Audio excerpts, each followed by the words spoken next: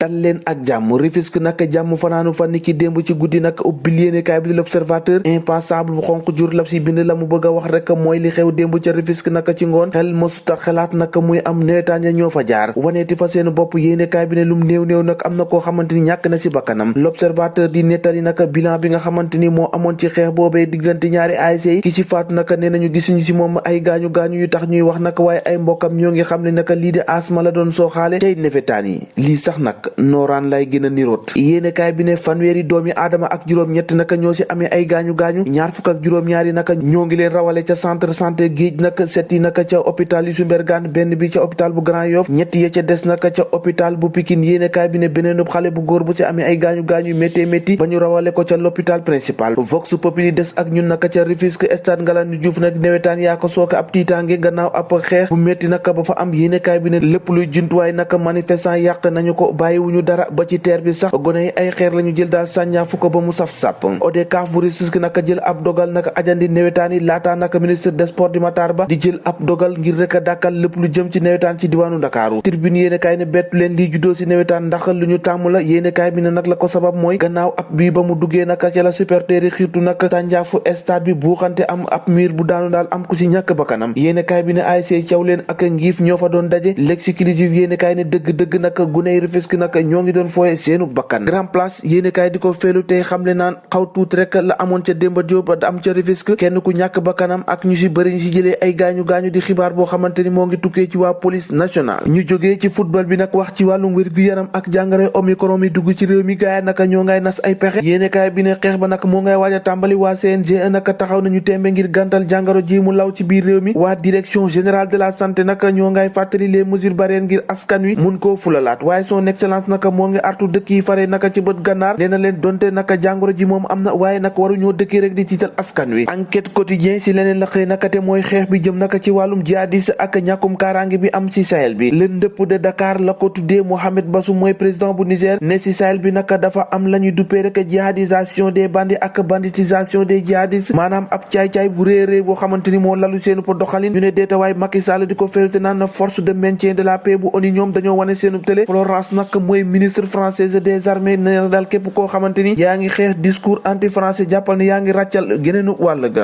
wàll ga naka te mooy campagne électorale bi ñu dëgmal nag waa CNRA ñoo ngay joyanti seenu po doxalin ngir yenn yi naka bañ di jàll si télé yi. la mu leen xamal rek moo di campagne commencé gul kon yenn yi si télé yi naka war nañoo arrêté rek li nga xamante ni moo ñu jàlle ci nu mu gën a gaawee. nataalu Macky Sall ci Walf Quotidien mu mel ni ku jaaxle naka yéenekaay bi ne lenn rek moo ko waral te mooy naka front social bi naka na mu yëngoo ñëpp a ngi fippu ñëpp a ngi ñaxtu loolee naka dem ba jaaxal ñu bare. yéenekaay bi ne si jamono ji naka ku nekk yaa ngi wane sa mer ci réew mi quotidien ne terre bi naka dina dal dee déq ci atum 2022 bii ñu dégmal kon ñoo ko déggandoo jàngin jëf ba ëllëg.